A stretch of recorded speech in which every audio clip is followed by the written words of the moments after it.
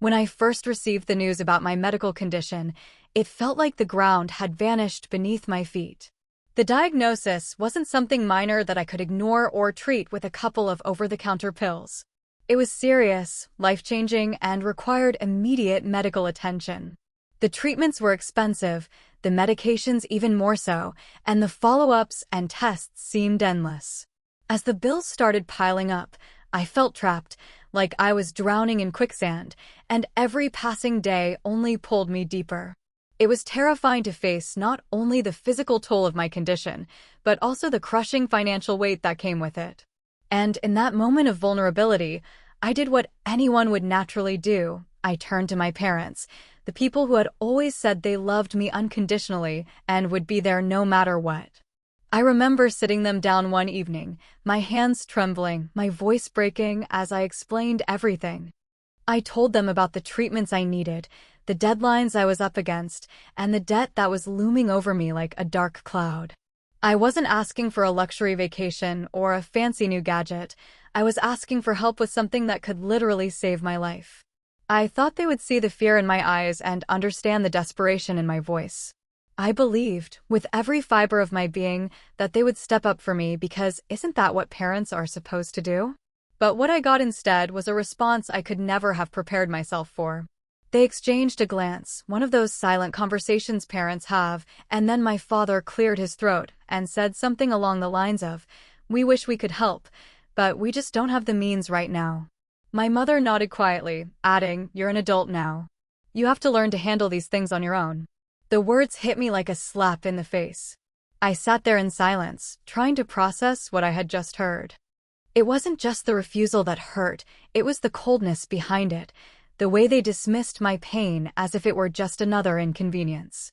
I left their house that day feeling smaller than I had ever felt before.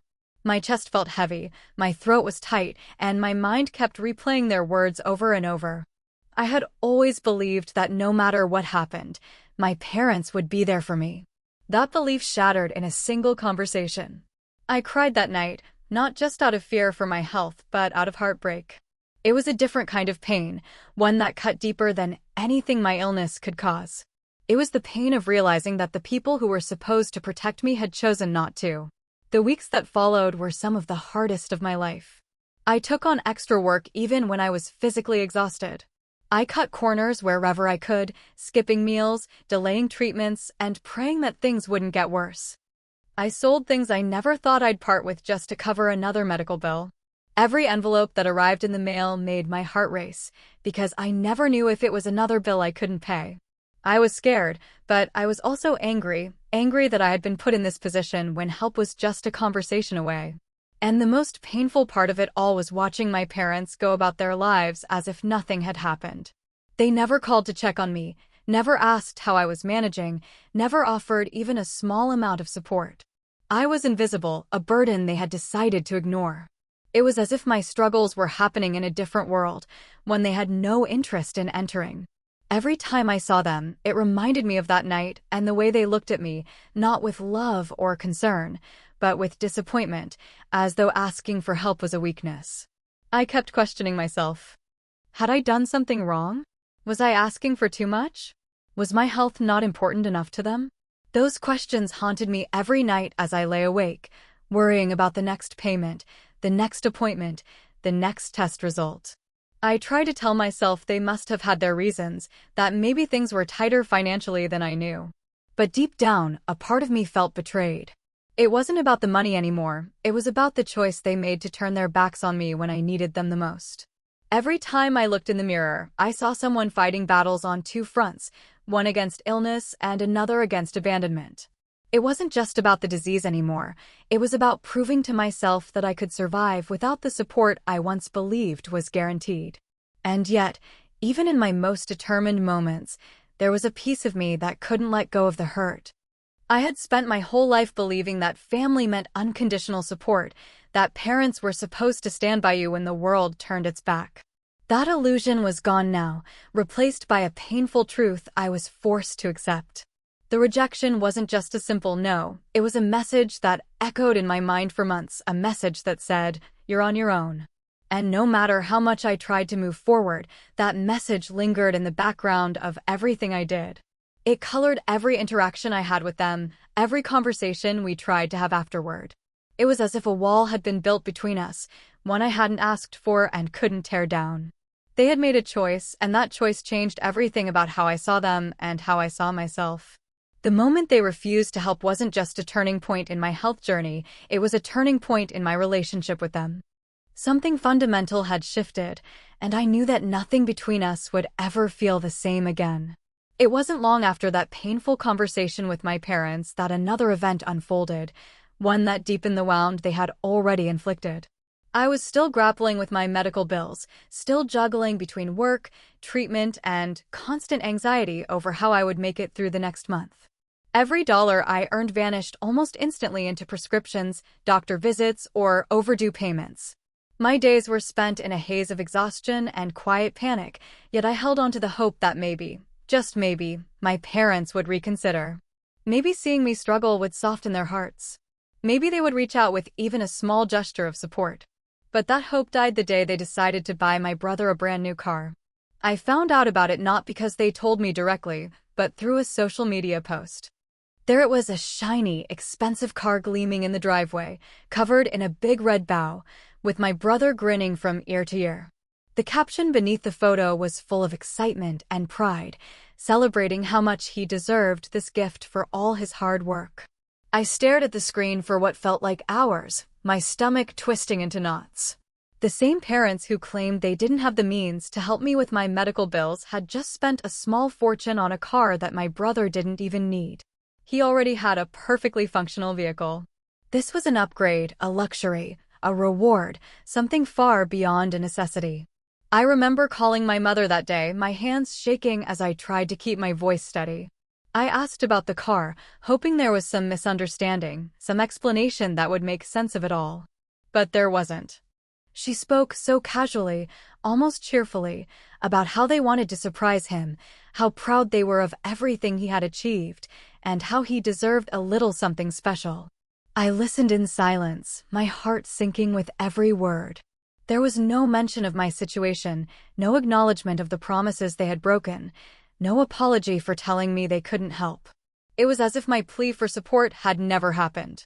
The betrayal I had felt before transformed into something sharper, something heavier. This wasn't just about money anymore. It was about value. It was about priorities. It was about realizing that, in their eyes, my well-being was worth less than a luxury gift for my brother. The contrast was too painful to ignore. I had been sitting in clinics, trying to negotiate payment plans, calculating how many hours of work I needed just to afford the next round of medication, and they had been out shopping for the newest model on the lot. It wasn't just the purchase itself, it was the message behind it.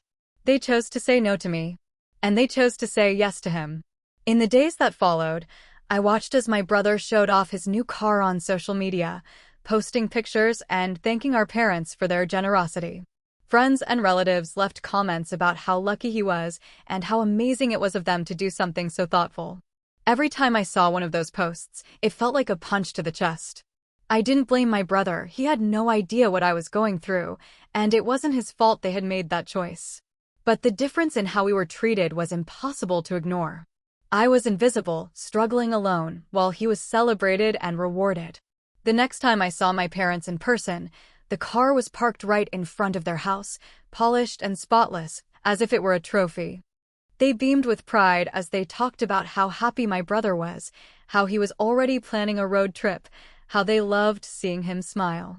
I stood there, nodding, pretending to listen, but inside I was falling apart. All I could think about was the countless nights I had spent staring at medical invoices I couldn't pay, the treatments I had delayed because I couldn't afford them, the fear that gnawed at me every single day, and how all of that had meant nothing to them compared to a shiny new car. I began replaying our earlier conversation in my mind, dissecting every word they had said. "We just don't have the means right now." That sentence echoed louder than ever, and now it felt like a cruel joke. They had the means. They just didn't want to use them for me. That realization was more painful than the refusal itself. It wasn't about financial limitations, it was about choices and priorities, and I wasn't one of them. That truth burned in a way I couldn't put into words. I started withdrawing from them after that. It wasn't an intentional decision at first, it was just too painful to be around them. Every phone call felt forced, every visit filled with unspoken resentment. I couldn't look at them without thinking about how quickly they had dismissed my need for help, how easily they had turned around and spent thousands on something unnecessary. It changed the way I saw them. They weren't the same parents I had grown up believing in. They were people who had made a deliberate decision to ignore my suffering and celebrate someone else's comfort. Even the way they talked about the car felt like salt in an open wound. They would go on and on about how proud they were of my brother, how much he deserved it, how hard he had worked.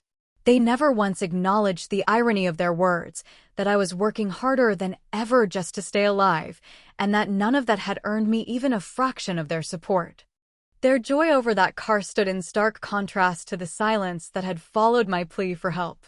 It was as if my struggle didn't exist in their world. The moment they handed my brother those keys wasn't just about a car. It was a symbol of everything that was wrong in our family dynamic. It was a symbol of favoritism, of neglect, of betrayal. It was proof that when faced with a choice between easing my suffering and indulging his desires, they had chosen the latter without hesitation. It was a harsh and painful truth to face, and once I saw it clearly, I knew I could never unsee it. The moment I realized what my parents had done, refusing to help me with my medical bills while buying my brother a brand new car, something inside me broke in a way that felt irreversible. It wasn't just disappointment anymore. It wasn't even anger in the way I had felt it before. It was a deep, soul-crushing heartbreak that spread through every part of me. It was the feeling of being abandoned by the very people who were supposed to love me the most, the people who were supposed to protect me when life became too heavy to carry alone. I had always believed that family was about showing up when it mattered most, about standing by each other through the hardest times. That belief crumbled in front of me, and what replaced it was an ache I didn't know how to soothe. Every time I thought about their refusal, I could feel the lump in my throat and the heaviness in my chest. I replayed the moment over and over again, me sitting there, asking for help with tears in my eyes, and them shaking their heads as if I were asking for too much. And then, just weeks later, their proud smiles as they handed over those car keys to my brother. That contrast haunted me. It was more than unfair, it felt like a declaration that I didn't matter as much. That my pain was not significant enough to warrant their help.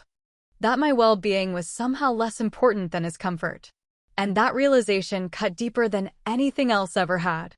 The betrayal seeped into the smallest corners of my daily life. It was there when I sat in waiting rooms, clutching medical bills I couldn't pay. It was there when I worked late into the night, trying to make enough money to keep up with treatments. It was there when I heard my brother laughing about his new car, his carefree joy a painful reminder of what I didn't have. Every laugh, every photo he posted, every conversation about that car was like a reminder that I had been overlooked and dismissed. I wasn't angry at him, how could I be? He hadn't asked to be favored. But the resentment I felt toward my parents grew heavier with each passing day. I found myself withdrawing not just from them but from everyone around me. It was hard to explain the depth of that betrayal to anyone else. How do you tell people that your parents, the people who raised you, chose to ignore your suffering? How do you put into words the humiliation of begging for help and being denied, only to watch them lavish generosity on someone else? It wasn't just a single act, it was a message about my worth. And once that message settled in my mind, it was impossible to silence. Some nights, I would lie awake thinking about all the times I had been there for them.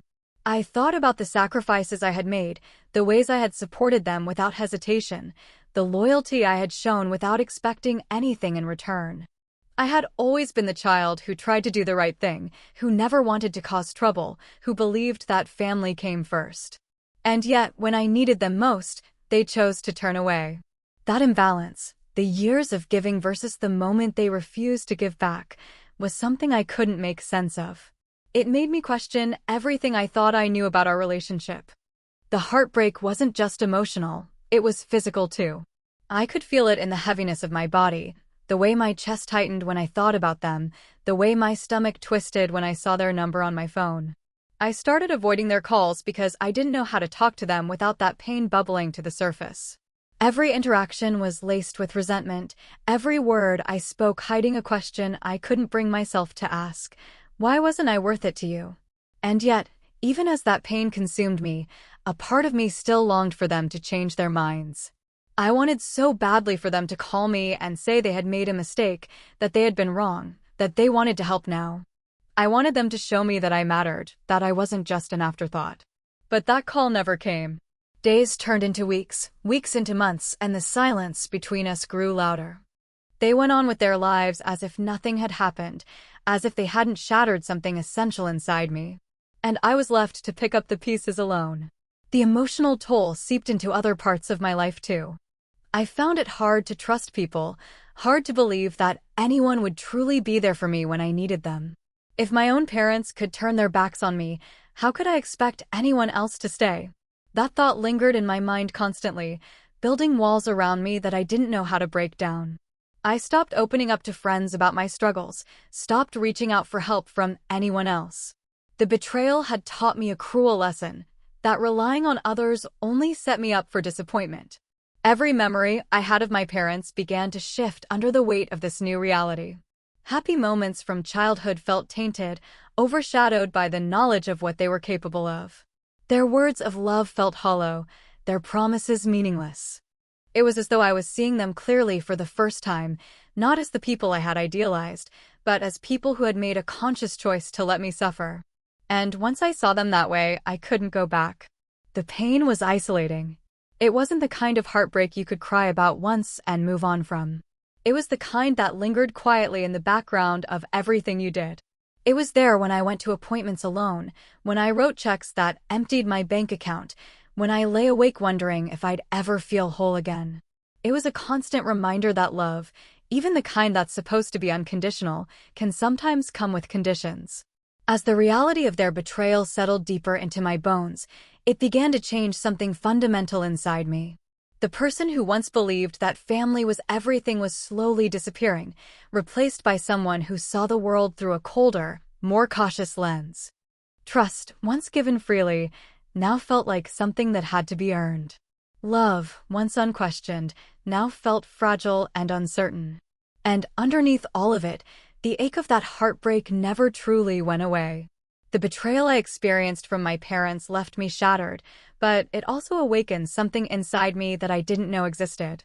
At first, I was consumed by pain and anger, stuck in a cycle of questions that had no answers. But as the days turned into weeks and the weeks into months, something shifted. I began to realize that waiting for them to change, waiting for them to show up, was only hurting me more. They had made their choice, and I had to make mine. I could either stay broken by their rejection, or I could rebuild myself from the ground up. That realization wasn't sudden or easy, but it became the spark that pushed me to stand on my own 2 feet. I remember the exact moment I decided I wouldn't ask them for anything ever again. It was a cold evening, and I was sitting at my kitchen table surrounded by bills, prescriptions, and paperwork. The weight of it all felt suffocating, but in that suffocation, a thought took root: if they weren't going to help me, I would help myself. I wiped my tears, gathered the scattered papers into neat stacks, and began making a plan. I listed out every expense, every due date, every source of income one had. I researched assistance programs, spoke to hospital billing departments, and negotiated payment plans. It wasn't easy, and it wasn't quick, but every step I took made me feel a little stronger, a little more in control. Working extra hours became my new normal. I pushed myself harder than I ever had before, even on the days when my body ached and my energy was gone. There were nights I came home so exhausted that I could barely stand, but I forced myself to keep going. Every paycheck I earned, every bill I paid off, was a silent victory. It was proof that I was capable, that I didn't need the people who had abandoned me. And with every small victory, I felt a shift inside me, a growing sense of independence and resilience. I started learning new skills too, anything that could open up opportunities for better income. I watched tutorials late into the night, read books on financial planning, and took online courses whenever I could. It wasn't just about surviving anymore, it was about building a future where I would never have to depend on anyone who didn't value me. Each new skill became a brick in the foundation of a life I was building for myself. Slowly but surely, I was transforming from someone who had been broken into someone who was unshakable. There were setbacks along the way, moments when the weight of everything felt too heavy, when I questioned whether I was strong enough to do this on my own. But each time those doubts crept in, I reminded myself of why I was doing it. I thought about that moment when my parents said no. I thought about the shiny new car they bought for my brother. I thought about the nights I cried myself to sleep feeling worthless. Those memories stopped being sources of pain and started becoming fuel. They pushed me forward when I wanted to give up. They reminded me that I wasn't just fighting for survival, I was fighting to reclaim my dignity and self-worth. As time passed, something else began to change too, my perspective. I started seeing my situation not as a tragedy but as a test. Maybe this was life's way of forcing me to become stronger, of teaching me that I was capable of far more than I had ever believed. That realization didn't erase the pain, but it gave it purpose. I stopped seeing myself as a victim of my parents' choices and started seeing myself as the author of my own story. I couldn't control what they did, but I could control what I did next. I also began setting boundaries, ones I had never considered before. I stopped answering every call, stopped bending over backward to please them, stopped seeking validation from people who had proven they didn't value me the way I deserved. It was liberating in a way I hadn't expected. For so long, I had believed that I needed their approval, their support, their love. But as I built my life brick by brick, I realized that my strength didn't depend on their recognition. It was mine, and it had been there all along, waiting for me to claim it. Even in my lowest moments, I started to find small sparks of pride in what I was accomplishing. Paying off a bill, saving a little extra money, scheduling a medical appointment without fear, these things might have seemed small to others, but to me, they were monumental. They were reminders that I was no longer powerless. Every achievement, no matter how minor, was a declaration that I could and would take care of myself. I stopped comparing my life to my brother's too. At first, his new car was a constant reminder of what I didn't have, but over time, I started to see it differently. Yes, he had been given something without having to fight for it, but I was earning everything I had. I was building strength, resilience, and independence, qualities that no one could take away from me. And while he might have a new car, I was gaining something far more valuable, the knowledge that I could survive and thrive on my own. The journey toward independence wasn't a straight line. It was messy, painful, and exhausting. But with each passing day, I felt myself growing stronger. The betrayal that had once felt like a wound began to feel more like a scar, a mark of survival, a reminder of what I had endured and overcome. And slowly, that scar started to feel less like a source of shame and more like a badge of honor. In the silence left by my parents' absence, I found my own voice. In the space they refused to fill, I built my own foundation. And in the emptiness they created, I discovered a strength I never knew I had. It was a strength born of pain, forged in betrayal, and shaped by every moment I had been forced to stand on my own. As time passed and I continued pushing myself to survive without my parents' support, something unexpected began to happen. What had started as desperation slowly turned into determination, and that determination grew into a drive I had never felt before.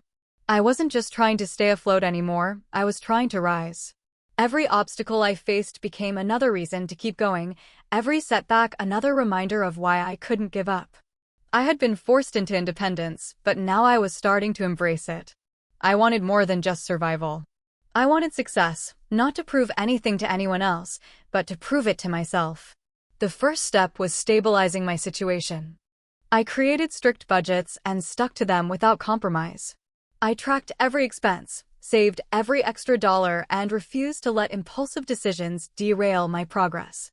The discipline it required was intense, but it taught me control over my finances, my habits, and most importantly, my future. I picked up additional work, sometimes juggling 2 or 3 part-time jobs alongside my primary one. The hours were long and the work was exhausting, but with every paycheck, I could see the weight lifting, piece by piece. The mountain of bills that had once seemed impossible to climb was slowly shrinking, and that gave me a sense of empowerment I hadn't felt in a long time. I also started investing in myself in ways I never had before. I enrolled in online courses that could advance my career, spent time learning new skills that were in demand, and sought mentorship from people who had walked similar paths. The more I learned, the more confident I became. My illness had once felt like a barrier, but now I was determined to make it just one part of my story, not the whole story. I refused to let it define me or limit what I could achieve. I found ways to balance treatment with work, health with ambition, and slowly I began to rebuild not just my life, but my identity. The progress was gradual, and it didn't happen without setbacks. There were days I felt like I was back at square one, days when the weight of it all threatened to crush me. But I had learned how to push through those days. I reminded myself of how far I had already come, from begging for help and being denied, to standing on my own and creating a future from nothing. That reminder kept me moving forward, one step at a time. Opportunities that once seemed out of reach began to open up. My hard work didn't go unnoticed. At one of my jobs, my dedication earned me a promotion, and with it came a better salary and more stability. That promotion wasn't just a career milestone, it was validation. It was proof that everything I had endured was leading somewhere. It was a sign that I was capable, strong, and deserving, no matter what my parents had once made me believe. With that stability came new possibilities. I started saving for things I had never thought I could afford. I created an emergency fund, invested in small business ideas, and even started planning for goals that once felt like distant dreams. Every achievement, big or small, carried a deep sense of pride because I knew I had done it on my own. No handouts, no shortcuts, no safety nets, just relentless effort and unwavering resilience. The success wasn't just external, though. It was internal, too. I felt myself changing in ways I hadn't expected. The person I was before, the one who depended on others for help, who believed that family was the only safety net, was gone. In their place was someone stronger, more confident, and more self-assured. I had learned how to rely on myself, how to trust my abilities, and how to believe in my worth even when others didn't. That transformation was more valuable than any financial gain or material achievement. And with every step forward, the pain of my parents' betrayal began to dull. It didn't disappear, I don't think it ever truly will, but it no longer controlled me. What once felt like a wound had become a source of strength. It reminded me of where I came from and why I was determined to keep going. It fueled my ambition and pushed me to aim higher. There were moments when I would catch myself thinking about how different things could have been if they had chosen to help me. Maybe the journey would have been easier. Maybe I wouldn't have struggled as much. But then I would look at everything I had built, everything I had achieved, and I would realize that their rejection, painful as it was, had been the catalyst for my transformation. Without it, I might never have discovered the depth of my own strength. I might never have pushed myself this hard or reached this far. I started dreaming bigger than I ever had before. I set goals that once seemed impossible and broke them down into steps I could achieve. I began envisioning a future that wasn't defined by bitterness or resentment, but by success and self-reliance. The more I accomplished, the more those dreams felt within reach. And with each new achievement, I felt myself reclaiming the pieces of me that had been shattered by their betrayal. The success I was building wasn't about revenge, at least not in the traditional sense. It wasn't about showing them that they were wrong, though deep down, I knew that one day they would see it. It was about proving to myself that I was enough. That I had always been enough. That I didn't need their validation, their money, or their support to become someone I could be proud of. There was a certain power in knowing that everything I had was earned through my own efforts. It made every victory sweeter, every milestone more meaningful. And though the journey had begun with pain and betrayal, it was leading me to a place of strength and independence I might never have found otherwise. Every time I reached a new level of success, I felt that strength grow, pushing me to aim even higher. I learned to celebrate my victories quietly, not because I didn't want anyone to know, but because I didn't need anyone's applause. The pride I felt came from within, from the knowledge that I had taken the worst moment of my life and turned it into something powerful. I had transformed my pain into purpose, my heartbreak into motivation, and my rejection into resilience. Years passed, and life had changed in ways I never could have imagined back when I was sitting at that kitchen table surrounded by unpaid medical bills. The person I had become was stronger, wiser, and far more independent than the version of me who once begged for help and waited for someone else to save them. I had built a stable career, established financial security, and learned how to stand firmly on my own feet. The wounds my parents had caused were still there, but they had long since healed into scars, reminders of what I had survived and how far I had come. And then, when I least expected it, life brought things full circle in a way that left me stunned. It started with a phone call. My mother's voice on the other end sounded different, softer, more hesitant, lacking the confidence and certainty it once carried. She told me that things weren't going well, that they were struggling financially after a series of unexpected setbacks. My father's health had declined, bills were piling up, and the retirement savings they had counted on weren't enough to cover everything. She spoke slowly, carefully, as though choosing every word with intention. And then she asked me the very question I had once asked them, if I could help. I remember sitting there in silence after she spoke, my mind spinning. The memory of that day when they told me they didn't have the means flashed before my eyes. I could see myself sitting in their living room, begging them for help while they looked away. I could hear their words echoing in my head, the words that had haunted me for years. And now here they were, standing on the other side of the same conversation, asking for the very thing they had once denied me.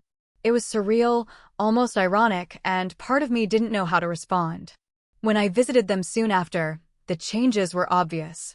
The house that had once been full of laughter and warmth felt quieter, smaller somehow. My father looked frail, my mother tired.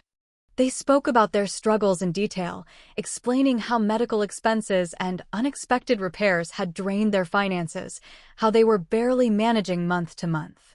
For the first time, I saw fear in their eyes, the same fear I had once felt when I was drowning under medical bills, and they had refused to help me. It was a strange mix of emotions that flooded me then. Part of me felt vindicated. After everything they had put me through, life had brought them to a place where they needed me. Another part of me felt sad that it had come to this, sad that the relationship between us had deteriorated to the point where this moment felt more like justice than compassion. And deep down, I felt conflicted. They were my parents. They had hurt me deeply, but they were still the people who raised me. I didn't know whether to shut the door as they had done to me, or to extend the hand they had once withdrawn. As I sat with them, I couldn't help but think about the person I had become. The strength, resilience, and independence I had built were the direct result of their betrayal. If they had helped me back then, I might not have pushed myself as hard. I might not have discovered my potential. I might not have built the life I had now. That realization brought a strange kind of peace. Their rejection had once felt like a curse, but now I could see it for what it was, the fire that had forged me into who I was. Still, the bitterness wasn't gone. When they spoke about their struggles, they did so without acknowledging what they had done to me. There was no apology, no mention of the choices they had made. It was as though they assumed time had erased everything, as though the past no longer mattered. But for me, it did matter. That memory was still a part of me, woven into the fabric of who I had become. I couldn't simply pretend it hadn't happened. The irony of the situation wasn't lost on me. Years ago, I had stood before them, vulnerable and desperate, asking for help they refused to give. And now, they were standing before me in the same position. Life had reversed our roles completely. And while they had turned their backs on me, I now had the power to decide whether I would do the same. It was a moment of reckoning, a test not just of my character, but of everything I had learned since that painful day. I found myself reflecting on the nature of family, love, and forgiveness. What did it mean to forgive someone who had hurt you so deeply? Did forgiveness mean erasing the past, or did it mean acknowledging it and choosing a different path? Did helping them now make me weak, or did it show that I had grown beyond the pain they caused? These questions swirled in my mind, refusing to settle. What struck me most was how much power I held in that moment, power I never imagined I would have. Once, I had been the one dependent on them, the one begging for support. Now, the tables had turned, and they were the ones seeking my help. It wasn't about money or resources anymore. It was about the shift in dynamic, the reversal of roles. It was about the fact that I no longer needed them, but they needed me. That realization brought with it a profound sense of closure. I had spent so long feeling powerless because of what they had done to me. Now, I was anything but powerless. I was in control of my life, my choices, my future. Whether I decided to help them or not, that decision would be mine alone. And that, more than anything, was proof of how far I had come. Standing in their living room, listening to them talk about their struggles, I felt the weight of every moment that had brought me here. The pain, the betrayal, the loneliness, the resilience, it had all led to this. Life had a way of bringing things full circle, of showing us the consequences of our choices in the most unexpected ways. And in that moment, I understood something I hadn't before, that sometimes the greatest form of strength isn't in seeking revenge, but in knowing you have the power to choose what comes next.